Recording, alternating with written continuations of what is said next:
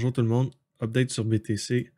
Donc, si on commence notre analyse aujourd'hui, l'analyse du 24 avril 2022, on a notre canal de résistance ici, puis notre ligne de résistance, puis notre ligne de support ici, qui forment à eux ensemble, à eux deux, le canal haussier qui est ici, ou possiblement un bear flag, dépendamment de comment est-ce qu'on le voit, puis comment ça va évoluer.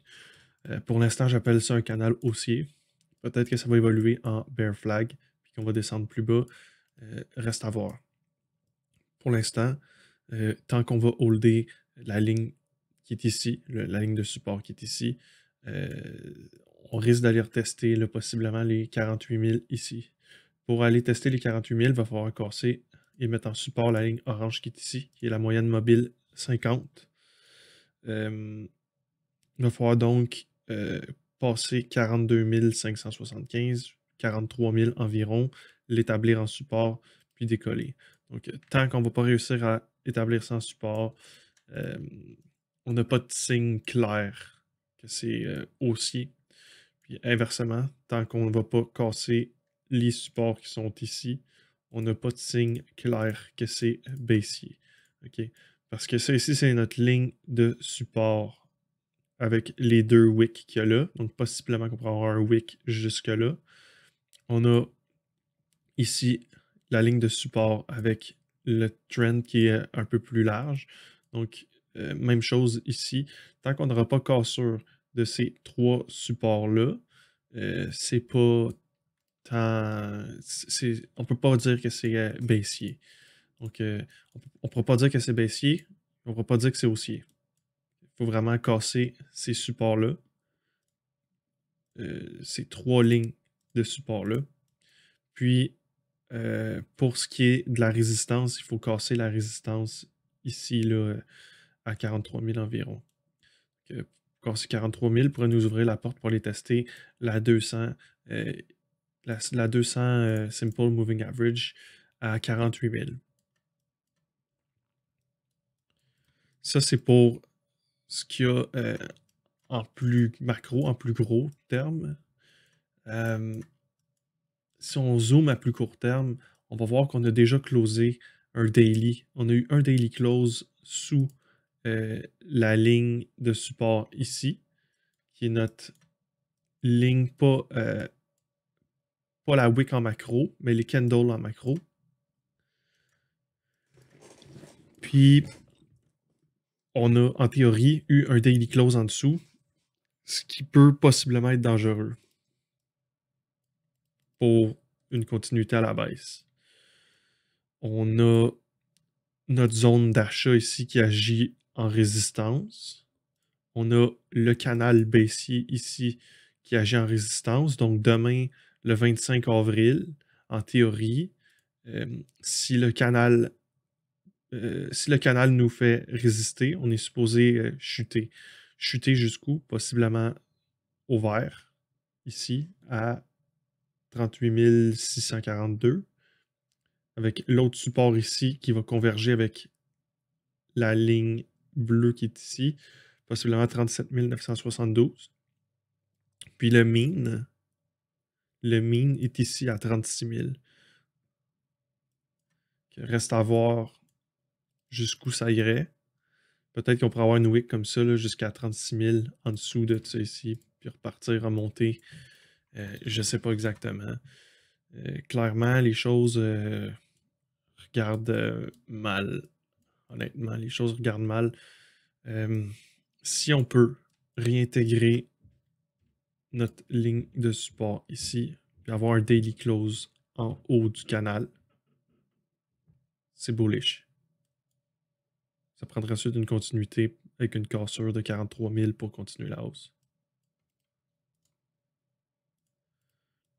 Ensuite de ça, si on va voir en 4 heures.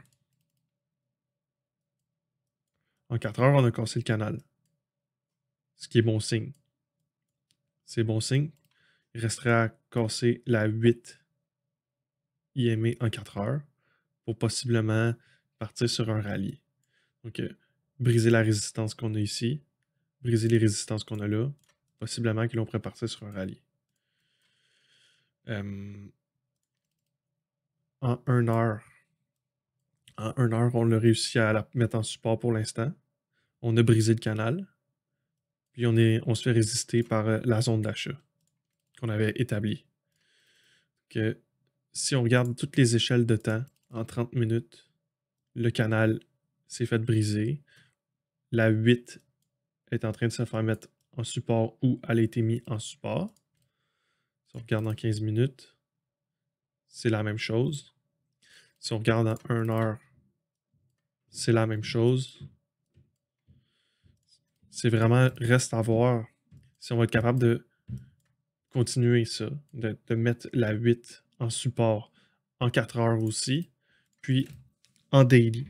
Parce que si on est capable de sortir du canal en daily, mettre la 8 en support, j'en ai parlé dans la dernière vidéo, normalement quand on commence à closer des daily en haut de la 8, on peut commencer à parler d'un rallye qui commence. Comme ici, on a closé en haut de la 8 2 fois, crash en dessous, remonte, close en haut, rallye. Donc, si on reprend la fractale, on a hausse, daily close une fois, 2 fois, crash en dessous. Peut-être que là, ça pourrait repartir. Là. Le crash en dessous, ça serait ça ici, peut-être. Le crash en dessous, on repart. Ou bien, crash en dessous, on repart. Donc, possiblement qu'on pourrait avoir un petit rallye si on est capable de briser le canal de 1, puis de mettre la 8 en support. C'est évident qu'en ce moment, le marché ne donne pas d'indication claire de vers où ça s'en va. C'est que de la spéculation. En ce moment, il n'y a pas de direction claire. Puis on est dans une vague 4. Les vagues 4, c'est des vagues frustrantes. C'est des vagues choppy. C'est des vagues où les variations sont fortes, qui durent longtemps. On pense toujours que le bottom est là, mais le bottom n'est pas là. Je vais être honnête avec vous. Par contre, je continue de croire que ça ici, c'était notre bottom. OK? Je continue de croire que ça ici, c'est notre bottom.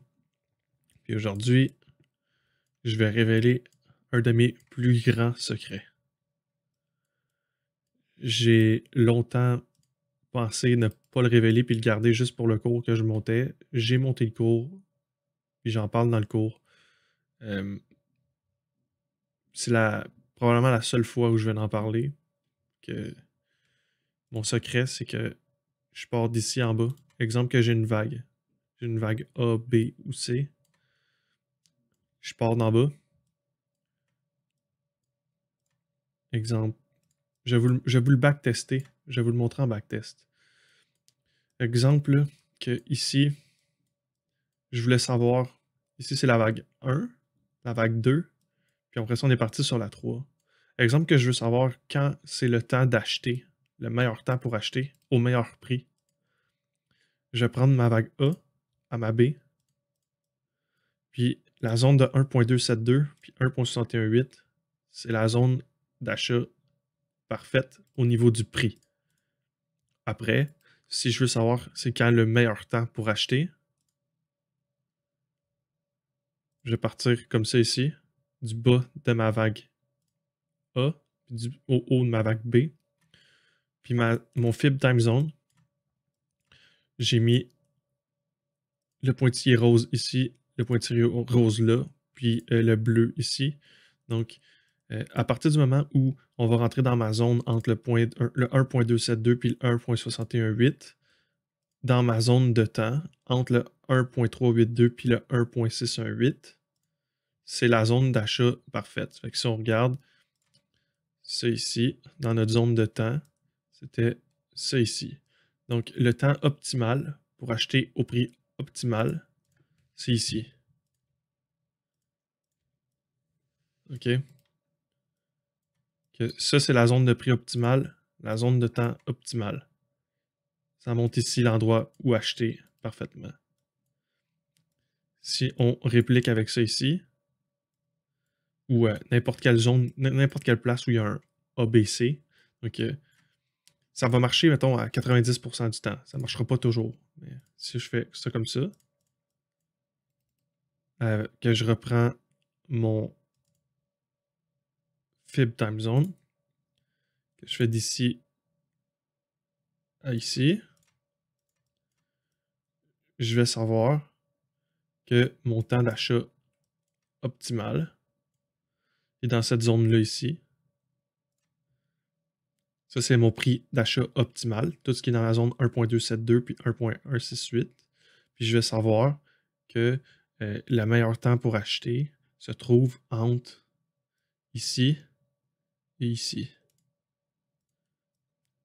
Après ça, là, je peux le mettre en 3.82 puis 6.18 pour les plus gros time frames. Fait que je pourrais dire ça ici, c'est mon autre zone d'achat optimale pour le prix et le temps.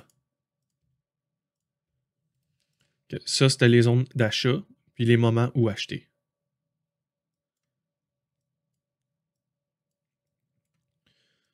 Si on prend cette technique-là, puis dernière chose, avant de faire cette technique-là, l'important aussi, là, c'est que quand on fait cette technique-là, il faut prendre notre dernière vague avant. Que si on prend, par exemple, cette vague-là ici, il faut que ça se trouve dans le 0.618 puis le 0.786. Sinon, ça veut dire que le marché n'a pas assez descendu. Que si on applique si on l'applique ici, par exemple,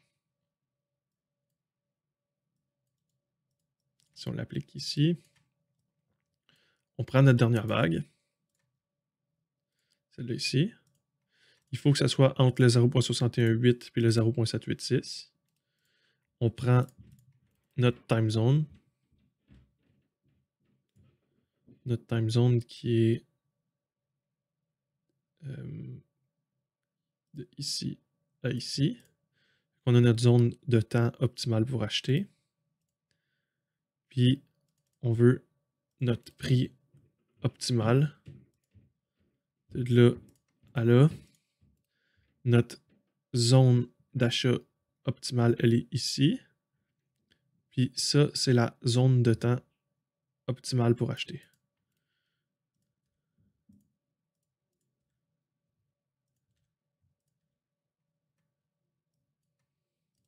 Donc, on voit que quelqu'un qui aurait acheté ici, à ce temps-là, il serait en profit aujourd'hui.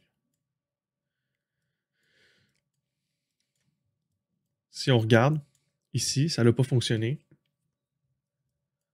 Donc, si on fait la même exercice, ça comme ça, on a la zone de prix ici. On a notre dernière vague ici. 0.618, 0.786. C'est dans cette zone-là. Les deux convergent. Puis, on a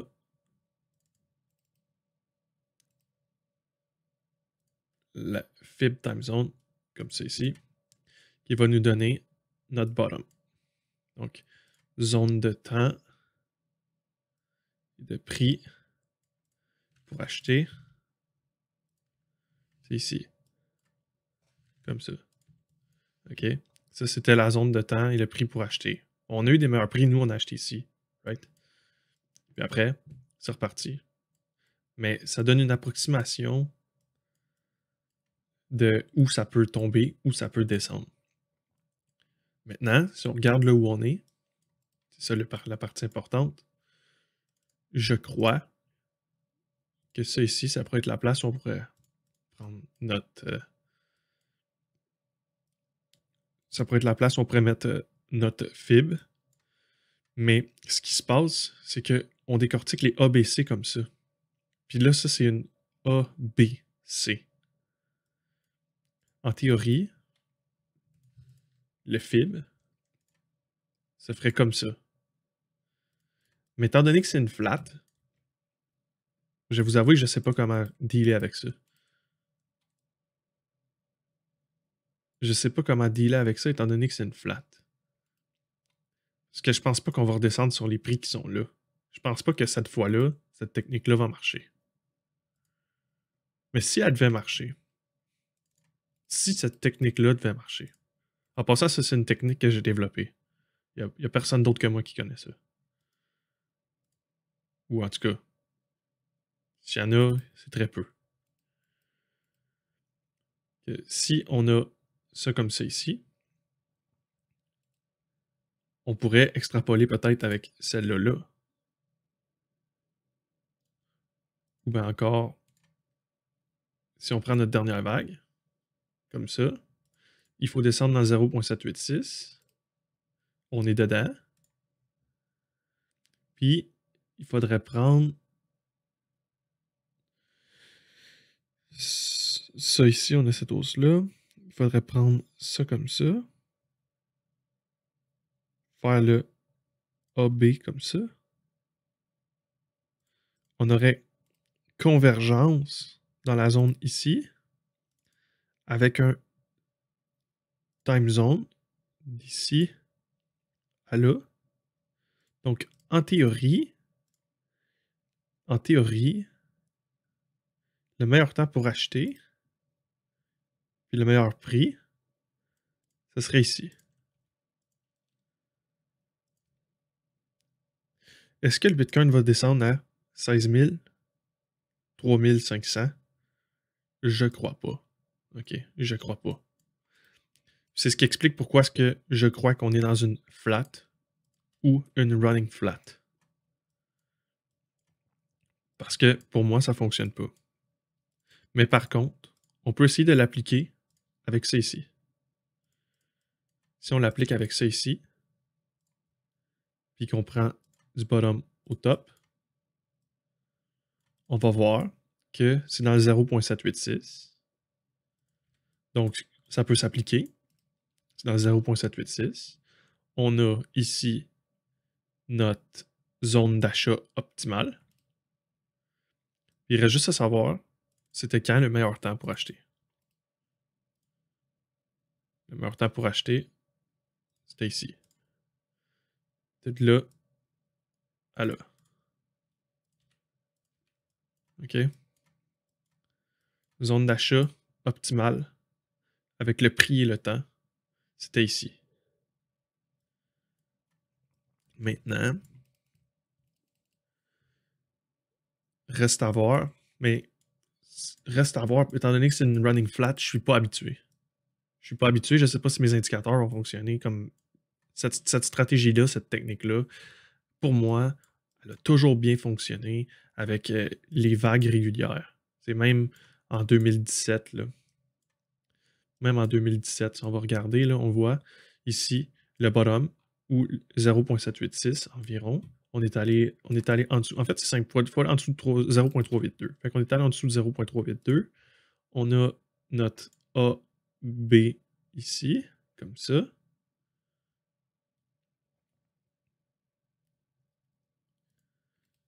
Puis, si on fait notre time zone, notre fibre retracement, on a ça comme ça. Donc, cette fois-là, on voit que la zone de temps, elle n'a pas été bonne. La zone de temps n'a pas été bonne avec le AB comme ça. Mais par contre, la zone de prix, elle n'a pas menti. Entre là et là, ça c'était la zone d'achat parfaite. OK?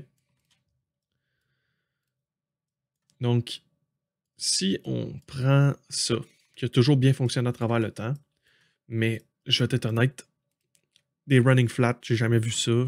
C'est rare. Des flats aussi, c'est rare. J'ai jamais vu ça. Je sais pas si ma technique va fonctionner cette fois-là. Mais si je me fie à cette technique-là, je crois que possiblement c'était la zone optimale pour acheter. Puis généralement, quand on touche la zone optimale pour acheter, on l'a vu ici. Ça niaise pas avant de repartir. On l'a vu ici. Ça peut niaiser un peu ici et puis repartir, mais généralement, ça colle le bottom. Généralement, ça colle le bottom. C'est pour ça que j'ai écrit bottom sur Facebook, j'ai écrit bottom sur Patreon, j'ai écrit bottom partout quand on a touché ce prix-là. L'information que je viens de vous livrer aujourd'hui, ça vaut extrêmement cher. ça vaut extrêmement cher. C'est la technique la plus efficace que j'ai pu trouver pour finir, développer, pour coller les bonhommes de marché.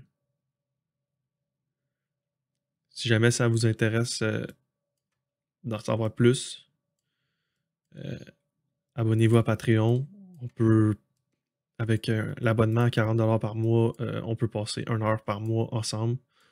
Puis c'est le genre de trucs et de techniques que je peux dévoiler là, pendant cette heure-là avec vous. Donc, c'est pas mal ça. Le marché est pas clair. J'aimerais ça pouvoir être plus clair que ça avec vous. Le marché est pas clair.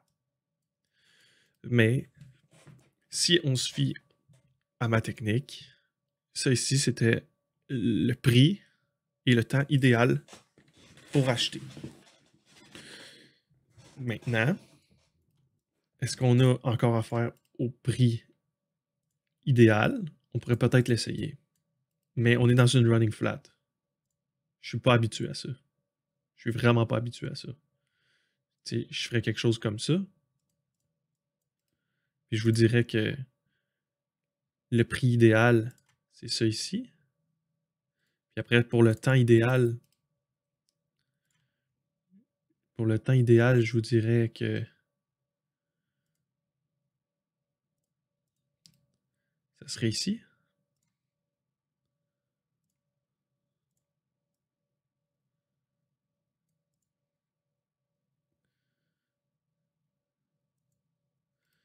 Quelque chose comme ça.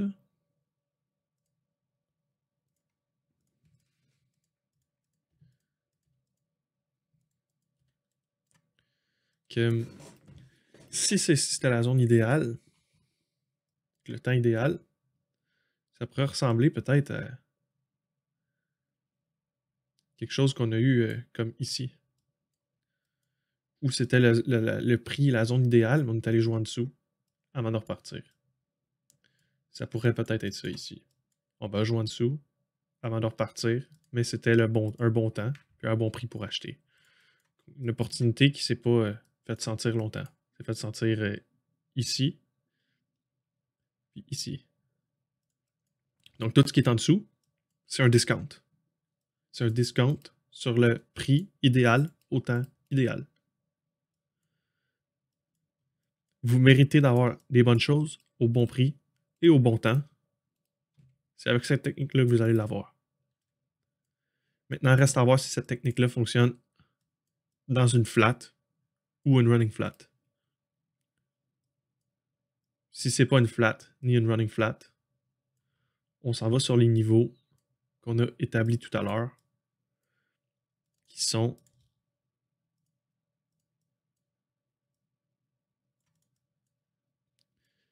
entre 15 000 et 4 000. Ce que je ne crois pas vraiment probable.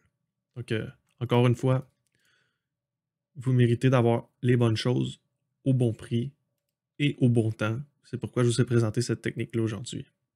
Je vous souhaite une bonne journée.